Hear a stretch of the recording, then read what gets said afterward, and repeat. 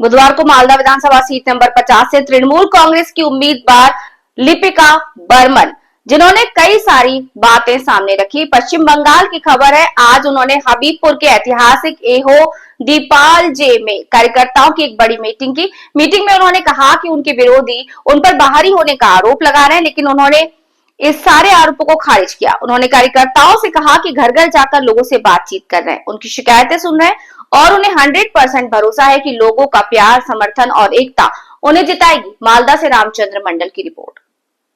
दीपालो जे meeting करे কোথায় কোথায় যাবেন এবং আপনাকে যে বিধায়ক আছেন তিনি বহিরাগত বলছেন এবং নির্দল প্রার্থী নিতাই মণ্ডল আজকে আপনাকে বহিরাগত বলেছে, কি বলবেন আপনি? দেখুন, আমি হচ্ছি সভাধিপতি, ওনারা জানেন সভাধিপতি হচ্ছে 5টি ব্লকের অধীনে সভাধিপতি থাকে এবং সেক্ষেত্রে যে বিধানসভা রয়েছে সেটা কিন্তু মালদার মধ্যেই বিধানসভাটি রয়েছে। সেক্ষেত্রে বহিরাগত বলে আমার মনে হয় না, এবং বহিরাগত থেকে হচ্ছে কাজ কে করবে সেই জিনিসটা দেখতে হবে। ওনার কথা যে বহিরাগত বললেই হয়ে গেল সেটা বহিরাগত নয়, কাজটা কে করছে সেটা দেখতে হবে, উন্নয়নটা কে করছে। আমি দীর্ঘ 13 বছর ধরে রাজনৈতিক জগতের সাথে যুক্ত এবং কাজ করে গেছি, মানুষের সাথে থেকেছি, পাশে থেকেছি। উনি কি 5 বছর করেছে সেটা তিনি তুলে ধরুন।